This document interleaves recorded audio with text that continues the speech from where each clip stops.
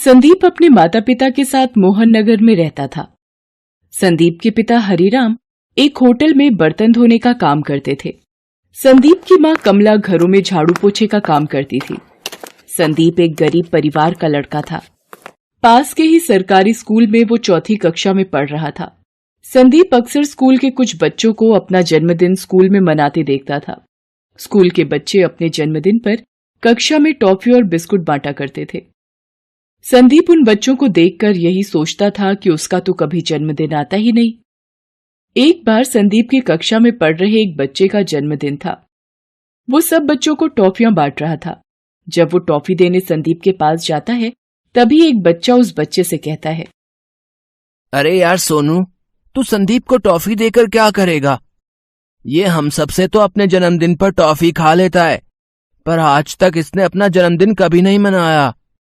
हम सबको टॉफी खिलाने के खर्चे से बचना चाहता है ये संदीप। कोई बात नहीं मन्नू, इसको खाने दे टॉफी। संदीप को अपना जन्मदिन ही नहीं पता कि इसका जन्मदिन कब आता है, इसलिए हमारे जन्मदिन पर टॉफी बिस्कुट के मजे उड़ाता है। कक्षा के सभी बच्चे हंसने लगते हैं। संदीप उदास हो जाता है। वो स्कूल से घर आता है तो उसकी माँ कहती है, क्या बात है संदीप, आज इतना मुंह लटकाए हुए क्यों आ रहे हो? माँ, मेरे स्कूल के सब दोस्त अपना जन्मदिन मनाते हैं, पर मैं अपना जन्मदिन क्यों नहीं मनाता? मेरा जन्मदिन कब आता है माँ? मेरे सब दोस्त मेरा मजाक उड़ाते हैं कि मैं अपना जन्मदिन कभी नहीं मनाता। संदीप, ये जन्मदिन वगैरह पैसे वाले लोगों के घर ही मनाए जाते हैं। हम गरीब लोगों का कोई जन्मदिन नहीं होता बेटा। हम कोई पढ़े लिखे माँ बाप तो है नहीं। तुम्हारे पैदा होने का दिन न तुम्हारी माँ को याद है और न ही मुझे। संदीप बेटा, चल अब ये जन्मदिन वगैरह की बातें छोड़, आजा रोटी खा ले। संदीप उदास मन से रोटी खाने लगता है, पर उसके मन में अब ये बात घर कर गई थी कि गरीब लोग जन्मदिन नहीं मनाते। गरीब का जन्मदिन नहीं होता। धीरे धीरे समय बीतता रहा।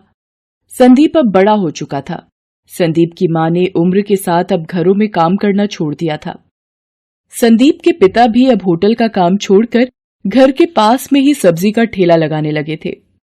एक दिन हरिराम सब्जी का ठेला लगा रहा होता है। उसके पास वही होटल का मालिक आता है जहां हरिराम पहले बर्तन धोने का काम किया करता था।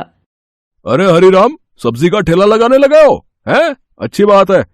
शरीर चलता रहना चाहिए और मेहनत करने में क्या हर्ज है कि नहीं?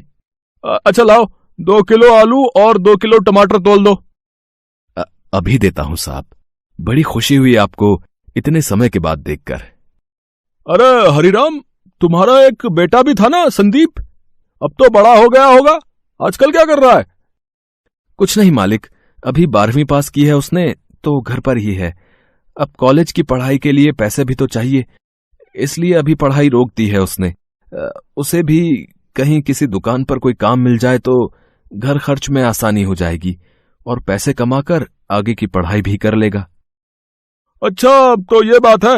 अच्छा, एक काम करो, मैंने बड़े बाजार में एक नई बेकरी खोली है, तो मुझे वहां पर एक लड़के की जरूरत है जो बेकरी की देखभाल भी कर सके और लोगों के घरों तक ऑर्डर भी पहुंचा सके। तुम चाहो तो कल से ही संदीप को नौकरी पर भेज सकते हो। 8,000 रुपए महीना की तनख्वाह पर रख लूंगा। क्यों, सही रहेगा ना तुम्हारे लिए भी? ये तो बहुत अच्छी बात हो जाएगी मालिक। मैं कल ही संदीप को आपकी बेकरी पर भेज देता हूं। अगले दिन से संदीप हरिराम के कहने पर बेकरी शॉप पर काम करने लग जाता है। बेकरी का मालिक नारायण सभी ऑर्डर की डिलीवरी के लिए अब संदीप को ही भेजता था। नारायण की बेकरी के केक और पेस्ट्री बहुत ही मशहूर थे। किसी के जन्मदिन की पार्टी हो या शादी की सालगिरह, हर कोई नारायण की बेकरी से ही केक ऑर्डर करता था। एक दिन नारायण संदीप को बुलाता है। संदीप, अरे ये ऑर्डर पहुंचाना है ठीक 5 बजे तक। जन्मदिन की पार्टी है तो 6 बजे तक केक काटने के लिए उन लोगों ने टाइम रखा है ना? तो हमें जो है 5 बजे तक ऑर्डर पहुंचाने के लिए कहा गया है। ये घर का पता है, ठीक समय पर डिलीवरी पहुंचा देना, ठीक है? संदीप केक का ऑर्डर देने के लिए निकल जाता है। वो जैसे ही आधे रास्ते पहुंचता है, उसकी माँ का फोन आता है। संदीप, बेटा तेरे पिताजी को पता नहीं क्या हो गया है, सब्जी के ठेले पर थे तो बेहोश हो गए। एक आदमी उन्हें छोड़कर गया है, अभी भी बेहोशी की हालत में है। डॉक्टर को बुलाना होगा बेटा, तू जल्दी घर आ जा। माँ की बात सुनकर संदीप घबरा जाता है। उसे केक का ऑर्डर भी समय पर पहुंचाना होता है, पर वो क्या करे, उसे कुछ समझ नहीं आ रहा होता। उसे केक भी समय पर पहुंचाना होता है, पर उसका घर पहुंचना बहुत जरूरी था। संदीप की माँ घर में अकेली थी और पिताजी की तबीयत बिगड़ती जा रही थी। संदीप घर की तरफ निकल गया।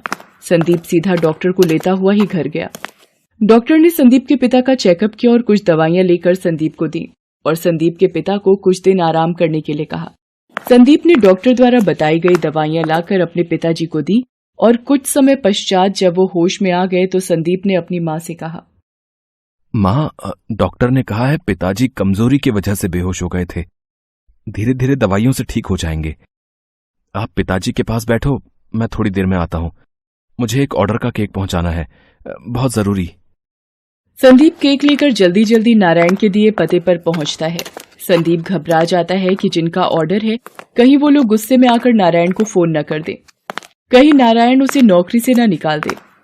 ये सब ख्याल संदीप के मन में आ रहे थे क्योंकि नारायण के भी बार बार फोन आ रहे होते हैं, पर पिताजी की तबीयत को देखते हुए संदीप नारायण के फोन को नहीं उठा पाता। संदीप थोड़ा घबराया हुआ केक लेकर घर के दरवाजे पर पहुंचता है। जी, आपका केक का ऑर्डर था। सॉरी, थोड़ा लेट हो गया। वो मेरे। कोई बात नहीं बेटे, वैसे भी मेहमान थोड़ा लेट ही आते हैं। मेरे पोते का जन्मदिन है, आज वो 10 साल का हो गया है। रुको, मैं अपने बेटे किशोर को बुलाता हूं। अरे किशोर बेटा, अरे ये जो केक ऑर्डर किया था, केक आ गया है। चलो मोहित बेटा, तुम्हारे जन्मदिन का केक आ गया है, जिसका तुम्हें बेसब्री से इंतजार था। वाओ, मेरा बर्थडे केक आ गया। मम्मी देखो मेरा बर्थडे केक। दादा, दादू देखो। दादी, दादू देखो। जी, नारायण जी की बेकरी से आया हूं, ये आपका केक। हैप्पी बर्थडे बेटा। थैंक यू भैया। आप भी अंदर आओ ना भैया, आज मेरा बर्थडे है तो आप भी तो गेस्ट हुए ना। हाँ हाँ प्लीज, अगर मोहित का मन है तो थोड़ी देर के लिए आ जाइए। सर मैं आपके घर की पार्टी में, सर मैं कैसे? क्यों नहीं बेटा, आप क्यों नहीं आ सकते? आओ बेटा, मेरे पोते का मन है तो थोड़ी देर के लिए आ जाओ। भैया, आप मेरे जन्मदिन का केक लाए हो, मैं आपके जन्मदिन पर केक लाऊंगा। आपका जन्मदिन किस डेट को आता है भैया? बचपन का वही प्रश्न संदीप को याद आ जाता है जिसका उत्तर उसे आज तक नहीं मिला था। वो चुप हो जाता है। मोहित दोबारा उससे वही प्रश्न करता है। इस पर संदीप कहता है, पता नहीं मोहित बेटा, मैंने कभी अपना जन्मदिन नहीं मनाया, इसलिए मुझे पता ही नहीं कि मेरा जन्मदिन कब होता है। इस प्रश्न का उत्तर तो मैं भी आज तक ढूंढ रहा हूं। जब भी मैंने अपने माता पिता से यह पूछा कि मेरा जन्मदिन कब होता है, मेरे माता पिता ने हमेशा यही कहा कि गरीबों का जन्मदिन नहीं होता, गरीब जन्मदिन नहीं मनाते। कोई बात नहीं भैया, मैं आपका जन्मदिन मनाऊंगा। पापा, दादू, हम कल भैया का जन्मदिन मनाएंगे। हम भैया के घर चलेंगे ना पापा? हाँ हाँ मोहित बेटा, हम कल इन भैया के घर जरूर चलेंगे। अगले दिन पिता की तबीयत की वजह से संदीप छुट्टी पर होता है। मोहित अपने पिता और दादू को लेकर नारायण की बेकरी पर जाता है। नारायण को लगता है कि कल केक लेट हो गया था, शायद इसी वजह से वो संदीप की शिकायत लेकर आए हैं। नारायण उन्हें बताता है कि संदीप के पिताजी की तबीयत खराब है, कल इसी वजह से उसे आपके घर आने में देर हो गई थी। जब वो उनके घर केक देने जा रहा था तो रास्ते में ही उसकी माँ का फोन आ गया था कि उसके पिताजी की तबीयत अचानक खराब हो गई है, इसी वजह से उसे केक देने में देरी हो गई। मोहित के पिता और दादू नारायण को बताते हैं कि पार्टी शुरू होने से पहले ही संदीप केक ले आया था। संदीप ने अपनी जिम्मेदारी पूरी तरह निभाई है।